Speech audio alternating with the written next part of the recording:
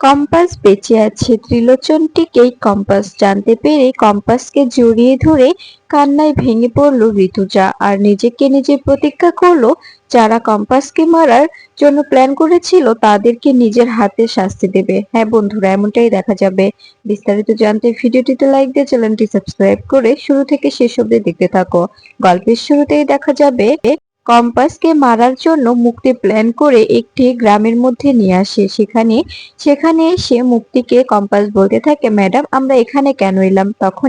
তখনই মুক্তি বলতে থাকে, এখানে এসেছি কারণ আমি একটা জমি কিনবো, তার কারণে এখানে আসা। তুমি তুমি চিন্তা করো না, আসলে আমার এখানে একজন এজেন্টের থাকার কথা, আমি তো খুঁজে পাচ্ছি না। তুমি একটু ওদিকে খোঁজো, আমি এদিকটা দেখছি। তখন এই কথা শুনে কম্পাস অবাক হয়ে যায়। কম্পাস মনে মনে বলতে থাকে, বদবুদ্ধি কাটিয়ে তো অনেক টাকা ইনকাম করেছে, করতেও পারে নিজের একটি বাড়ি, তাই আমি আমি এতটা চাপ নিচ্ছি কেন? আর আর ফোনটা নিয়ে আসিনি তো কি হয়েছে? বিহান স্যার অবশ্যই অবশ্যই আমাকে ট্র্যাক করে ফেলেছে, কারণ আমি ল্যাপটপের সঙ্গে এমন একটি গ্যাজেট লাগিয়ে দিয়ে এসেছিলাম, আমাকে নিয়ে মুক্তি মাসি যেখানে বেরোবে ঠিক সেটাই ওই ল্যাপটপের সঙ্গে উঠে যাবে। এদিকে বিহান ল্যাপটপ দেখেই সেই পথে রওনা দিয়েছে। বিহানও প্রায় এসে পড়েছে। এদিকে দেখা যায় কিছু লোকজন মাঠের মাঝখানে বসে আছে। তখনই কম্পাসকে মুক্তি ছলে বলে ওদিকে পাঠায়। তখন কম্পাস সেখানে গিয়ে বলতে থাকে, আপনারা এখানে কেন বসে আছেন? আসলে এখানে আমার ম্যাডামের একজন এজেন্টের থাকার কথা ছিল, আপনারা কি তাকে দেখেছেন? লোকগুলো বলতে থাকে, না না, আমরা এসব কিছু বুঝি না, আপনি এখান থেকে চলে যান। তখন এই বলেই কম্পাস চলে যেতে চাবে, ঠিক তখনই লোকগুলো দা কাঠারি নিয়ে কম্পাসকে ঘেরাও করে ধরে। এরপরেই এটা দেখে অবাক হয়ে যায় কম্পাস মনে মনে বলতে থাকে, তার মানে মুক্তিমাসি এটাই প্ল্যান করে আমাকে এখানে নিয়ে এসেছে। মুক্তিমাসি আমাকে চিনে ফেলেছে, তাই তো? আমিও দেখবো কম্পাসকে কি করে মারা যায়, কম্পাসকে কি করে মুক্তিমাসি মারতে পারে। কম্পাসকে মারা এতটাও সহজ নয় মুক্তি বসু। এরপরে এরপরে দেখা যায় মুক্তি আড়াল থেকে হাসতে থাকে আর বলতে থাকে, কম্পাস তুমি মরে যাবে কিন্তু বুঝতে পারবে না যে কে তোমাকে মারলো, কে তোমার মৃত্যুর জন্য দায়ী। এদিকে বিহান তড়িঘড়ি করে গাড়ি চালাচ্ছে। বিহান বলছে, কম্পাসের গাড়িটা ওই জায়গাতেই দাঁড়িয়ে আছে, তার মানে ওখানে কিছু একটা হচ্ছে, আমাকে এক্ষুনি যেতে হবে, পুলিশ সঙ্গে নিয়ে যেতে হবে। এরপরে দেখা যায় বিহান পুলিশদের সঙ্গে নিয়ে সেই জায়গাতে চলে আসে। সেখানে এদিকে দেখা যায় কম্পাসকে মারার জন্য লোকগুলো কম্পাসের সঙ্গে জোর জবরদস্তি করতে থাকে। কম্পাসের কাছে থাকা গ্যাজেট গুলো দিয়ে লোকগুলোকে শায়েস্তা করতে থাকে। কম্পাস বলতে থাকে, এই কম্পাস ভৌমিক কখনো কখনো কাঁচা কাজ করে না, ও ব্রেকআপ প্ল্যান ছাড়া কখনো চলে না। কম্পাস ভৌমিকের কাছে সবসময় নিজের তৈরি কিছু না কিছু অবশ্যই প্রোটেক্ট থাকে। তখন এসব কিছু দেখে অবাক হয়ে যায় মুক্তি বলতে থাকে, আমারই ভুল, ফোনটা যেহেতু রেখে এসেছিলাম ওর থেকে ব্যাগটাও নিয়ে রেখে আসাটাই উচিত ছিল, কিন্তু এখন কি করব? ব্যাগে তো ও যেসব জিনিসপত্র নিয়ে ঘোরে সেগুলো দিয়ে এই লোকগুলোকে কুপোকাত করে দিচ্ছে। এখন ও যদি দেখে যে আমি এখানে আছি তবে তো ঝামেলায় পড়ে যাব। আমি কি আমি কি এখান থেকে বেরিয়ে যাব? কিন্তু এখান থেকে বেরিয়ে যাওয়াটাও তো ঠিক হবে না, কারণ বাড়িতে সবাই জানে যে আমি ত্রিলোচন টিকিকে নিয়ে বেরিয়েছি। এখন যদি আমি ওকে ছাড়া বাড়িতে ফিরে যাই তবে তো ঝামেলায় পড়ে যাব। এরপরে দেখা যায় এদিকে কম্পাস লোকগুলোর সঙ্গে ফাইট করতে থাকে। এর মধ্যে পুলিশ নিয়ে সেখানে এসে দাঁড়ায় বিহান। এটা দেখে অবাক হয়ে যায় মুক্তি বলতে থাকে, তার মানে তো মনে হচ্ছে বিহান সবটাই জানতো আর পুলিশও এসেছে, এখন আমি কি করব? এরপরে মুক্তি তড়িঘড়ি করে পালাতে থাকে। এদিকে দেখা যায় বিহান সেদিকে লক্ষ্য না করে কম্পাসকে বাঁচাতে ছুটে আসে। অফিসাররাও কম্পাসের কাছে ছুটে এসে লোকগুলোকে ধরে ফেলে আর কম্পাসকে বাঁচিয়ে নেয়। এরপরে কম্পাসকে জড়িয়ে ধরে কাঁদতে থাকে বিহান বলতে থাকে, কম্পাস তুমি ঠিক আছো তো? তখনই কম্পাস বলতে থাকে, হ্যাঁ বিহান স্যার, আমি ঠিক আছি, আমি জানতাম আপনি আসবেন, আমি জানতাম আপনি আমার ল্যাপটপটা অবশ্যই ধরবেন, তাই আমি নিশ্চিন্তে ছিলাম। আর আমাকে মারবে কে? আমাকে মারা এতটাও সহজ নয়। আমার কাছে যে আবিষ্কারগুলো আছে সেগুলো দেখলে ওরা ভয়ে ভয়ে একদম একদম জ্ঞান হারিয়ে ফেলবে। ওরা আমাকে মারতে আসবে, দেখুন ওদের অবস্থা কি করেছি। তখন অফিসার হাসতে থাকে আর বলতে থাকে, সত্যি কম্পাস, তোমার বুদ্ধি আছে বলতে হয় তোমাকে। তোমাকে যে কি বলে অ্যাপ্রিসিয়েট করব বোঝার ভাষা খুঁজে পাচ্ছি না। তখনই কম্পাস হাসতে থাকে আর বলতে থাকে, কম্পাসকে মারা মুক্তি বসুর কম্য নয়, আর এই কাজটা করেছে মুক্তি বসু। আর ওইদিকে তাকিয়ে দেখতে পাই যে সেখানে গাড়ি বা মুক্তি কোনোটাই সেখানে নেই। তখন তখন কম্পাস বলতে থাকে, এখানেই তো ছিল, কখন বেরিয়ে গেল আপনারা দেখেননি? তখনই বিহান বলতে থাকে, আসার সময় তো দেখলাম ওখানে একটা গাড়ি আছে, কিন্তু কিন্তু এর মধ্যে হয়তোবা মুক্তি মাসি ভয়ে ভয়ে পালিয়ে গেছে। কিন্তু মুক্তি মাসিকে কিছুতেই আমি ছাড়বো না, ওকে ওকে ছাড়ার কোনো প্রশ্নই ওঠে না। এরপরে বিহান বলতে থাকে, কম্পাস তুমি এখনো এখনো এ সাজে থাকবে নাকি সবার সামনে আসবে বলো তো? এভাবে থাকলে তো এবার তো মুক্তি মাসিরা তোমার তোমার পরিচয় জেনেই গেছে। তবে তবে আর তুমি এরকম করে থেকে কি হবে বলো? এরপরে কম্পাস বলতে থাকে, আমি এবার বাড়িতে গিয়ে সবটা বলে দেব সবাইকে। এরপরে আমি সবার সামনে থেকে প্রমাণ জোগাড় করব, আর দেখি মুক্তি মাসি কি করে ও বাড়িতে থেকে সবটা করে। এরপরে দেখা যায় বিহান কম্পাস অফিসাররা সবাই মিলে কলকাতার উদ্দেশ্যে রওনা দেয়। এরপরে দেখা যায় কলকাতায় চলে এলে বাড়িতে আসে বিহান ও কম্পাস। বাড়িতে এসেই ঋতুজা বলতে থাকে, কি ব্যাপার, তুই একা বেরোলি, ত্রিলোচন টিকেকে নিয়ে চলে এলি? মুক্তি তো ত্রিলোচন বাবুকে নিয়ে গিয়েছিল, তাই না? তখনই কম্পাস দৌড়ে গিয়ে ঋতুজাকে জড়িয়ে ধরে। এটা দেখে অবাক হয়ে যায় ঋতুজা বলতে থাকে, কি করছেন আপনি? এভাবে আমাকে কেন জড়িয়ে ধরছেন? আর স্পর্শটা কেমন আমার চেনা চেনা লাগছে। তখনই কম্পাস বলে ওঠে, মা তুমি আমাকে চিনতে পারছো না? এ কথা শুনে অবাক হয়ে যায় ঋতুজা কান্নায় ভেঙে পড়ে। ঋতুজা বলতে থাকে, কম্পাস তুই বেঁচে আছিস মা? তখনই কম্পাস বলতে থাকে, হ্যাঁ মা, তুমি আমাকে এত সামনে থেকে দেখেও চিনতে পারোনি? তখন তখন দেখা যায় ঋতুজা বলতে থাকে, আমার আমার খটকা লেগেছিল, কিন্তু আমি বলতে পারিনি। আমি বুঝতে পারিনি কম্পাস, সত্যি আমি তোকে চিনতে পারিনি। আমি যদি চিনতে পারতাম তবে তো আমি অবশ্যই তোর পাশে থাকতাম। তুই তুই কোথায় গিয়েছিলি? মুক্তি তোকে কোথায় নিয়ে গিয়েছিল?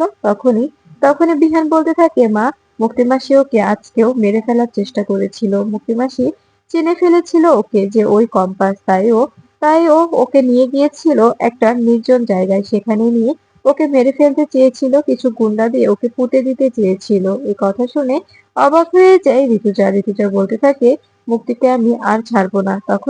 তখনই দেখা যায় মুক্তি বাড়িতে চলে এসেছে। বাড়িতে এসে বলতে থাকে, কি ব্যাপার ত্রিলোচন, তোমাকে আমি তো বললাম যে তুমি তুমি আমার এজেন্টকে খোঁজো, তুমি না খুঁজে এখানে এসেছো মানে? তখনই তখনই দেখা যায় ঋতুজা গিয়ে মুক্তিকে থাপ্পড় মারে আর বলতে থাকে, লজ্জা করে না তোর? মুক্তি তুই কি বলতে চাইছিস? তুই তুই তুই ওকে মারতে চেয়েছিলি? তখনই দেখা যায় মুক্তি বলতে থাকে, আমি মারতে চেয়েছি মানে? ত্রিলোচন তুমি এসব কি বলছো বলো তো? তখনই কম্পাস নিজের মুখোশ খুলে ফেলে আর বলতে থাকে, তুমি খুব ভালো করে জানো যে আমি কম্পাস, আর তুমি ওখানে যে আমাকে মারার জন্য নিয়ে গিয়েছিলে মুক্তিমাসি, সেটা আমি খুব ভালো করে জানি। আর ওই গুন্ডাগুলো ধরা পড়েছে, ওরাও বলে দেবে। এরপরে দেখা যায় মুক্তি বলতে থাকে, তার মানে কি কম্পাস বাড়িতে সবাইকে বলে দিয়েছে ও বেঁচে আছে? এখন তো আরো ঝামেলা হয়ে যাবে। আগে তো এবার যদি মারতে পারতাম তবে কেউ কিছু বুঝতে পারতো না যে মরা মানুষকে আবার কি করে মারা যায়। কিন্তু এবার ওকে আটকানো তো অনেক কঠিন হয়ে যাবে। এখন কি করব মিস্টার চৌধুরী? আর মিস্টার দত্তকে আমাকে জানাতেই হবে যে কম্পাসকে আমি মারতে পারিনি, কম্পাস শেষ মুহূর্ত বেঁচে গেছে। এরপরে দেখা যায় এদিকে অভিজ্ঞান দত্ত ও মিস্টার চৌধুরী দুজনেই বসে পার্টি করতে থাকে যে কম্পাসের আজকে মহিলা সাঙ্গ হয়েছে।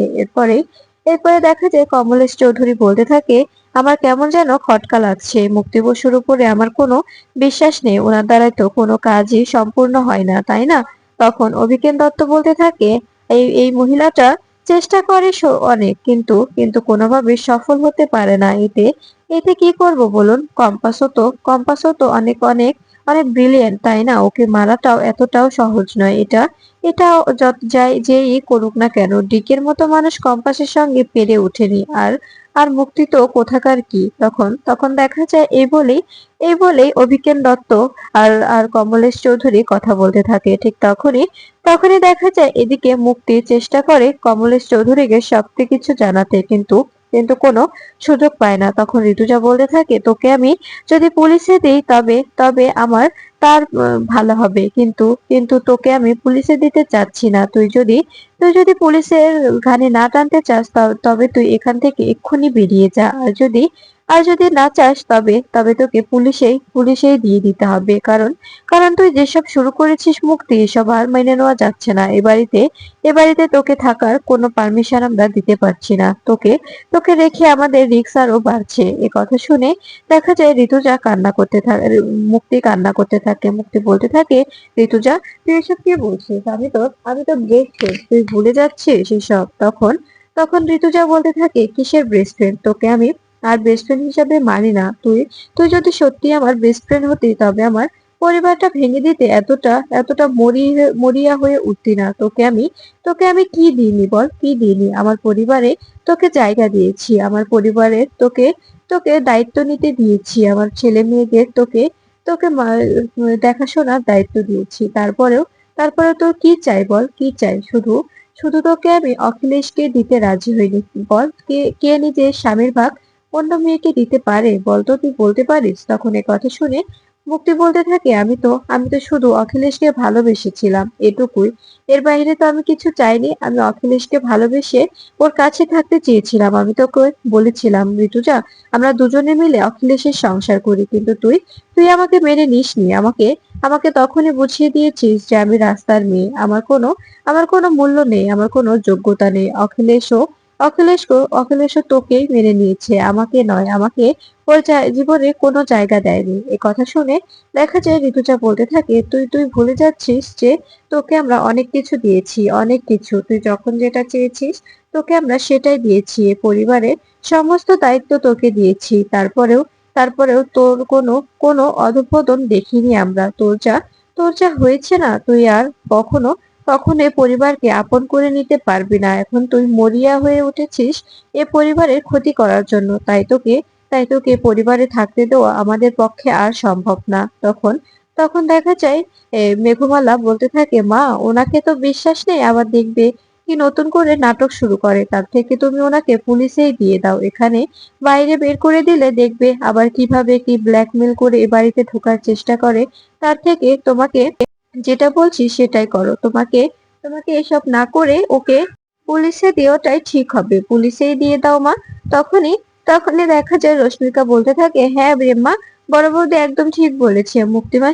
মুক্তিমাসিকে দেখি সত্যি এখন আমাদের ভয় করছে। উনি যেভাবে মরিয়া হয়ে উঠেছে না, কখন না আমাদের কার ক্ষতি করে বসে। তাই তুমি মুক্তিমাসিকে পুলিশে দাও। উনি পুলিশ হেফাজতেই ভালো থাকবে। ওনাকে দেখছি এখন রিহাবে পাঠাতে হবে। কারণ উনি এবার যেভাবে উন্মাদ হয়ে উঠেছে, এরকম করে উন্মাদ হয়ে উঠলে সত্যি উনি কারো না কোনো ক্ষতি করে বসবেই। এরপরে বিহান বলতে থাকে, মুক্তিমাসি, তুমি কি বলছো? তুমি কি জেলে যেতে চাও, নাকি নাকি ভালো হয়ে যেতে চাও? তুমি যদি নিজেকে শুধরে নিতে পারো, তবে তোমাকে আমরা আরেকটা সুযোগ দিতে পারি। তখন দেখা যায় মুক্তি ঋতুজার পায়ে ধরে কাঁদতে থাকে আর বলতে থাকে, আমি নিজেকে শুধরে নেব ঋতু, আমি নিজেকে শুধরে নেব, আমাকে তুই ক্ষমা করে দে। তখন দেখা যায় এই কথা শুনে মেঘমালা বলতে থাকে, মুক্তিমাসি, তোমার কি মনে আছে তুমি আজ অব্দি কবার ক্ষমা চেয়েছো মায়ের কাছে? তুমি আজ অব্দি কবার ন্যাকামো করে কান্না করে ক্ষমা চেয়ে এ বাড়িতে থেকেছো? তোমার কি আদৌ মনে আছে? তখন দেখা যায় পৃথা বলতে থাকে, সত্যি মুক্তিদি, তোমাকে যত দেখছি তত অবাক হচ্ছি। তুমি কেমন কানকাটা হয়ে গেছো। তোমাকে দেখে আমার এখন ঘৃণা করছে। আগে তোমাকে আমি অনেক অনেক সম্মান করতাম। আগে ভাবতাম তুমি আমাদের পরিবারের জন্য কত কিছু করছো, আমাদের পরিবারের জন্য কত কিছু ভাবছো। আমাদের পরিবারটা তোমার কথাতেই চলতো। দিদি ভাই বিজনেস সামলাতো আর তুমি পরিবার সামলাতে। কিন্তু ভাবিনি যে তুমি এভাবে এভাবে পাল্টে যাবে, এভাবে নিজেকে একদম একদম পাল্টে নেবে। তখন এ কথা শুনে দেখা যায় পৃথা বলতে মুক্তি বলতে থাকে, পৃথা, তুমিও বলছো এসব? তখনই কিঞ্জল বলতে থাকে, হ্যাঁ বলছে। কারণ তোমাকে যত দেখছি ততটাই অবাক হচ্ছি মুক্তি। তুমি এভাবে আমাদের পরিবারের কেন ক্ষতি করতে চাইছো বলো? তুমি বুঝতে পারছো না? তোমাকে দিয়ে বাইরের লোকজন এসব কিছু করাচ্ছে। ওনাদের কিন্তু কোনো ক্ষতি হবে না। ওনারা যে দিব্যি থেকে যাবে। শুধু শুধু তুমি আর তোমার ছেলে সবার চোখের সামনে একদম একদম বিষাক্ত হয়ে উঠবে। তুমি আর তোমার ছেলে এমন ভাবে পরিবারের সঙ্গে বিষাক্ত হয়ে যাচ্ছ যে তোমাদের এ পরিবারে রাখতে সবাই ভয় পাচ্ছে। দেখো, যে বাচ্চাগুলো তোমাকে অনেক ভালোবাসতো, যারা তোমাকে ছাড়া কিছুই বুঝতো না, আজ তারাও চাইছে তুমি যাতে এ বাড়িতে না থাকো, তুমি যাতে এ বাড়ি থেকে চলে যাও। তাই তোমার এটাই ভালো হবে।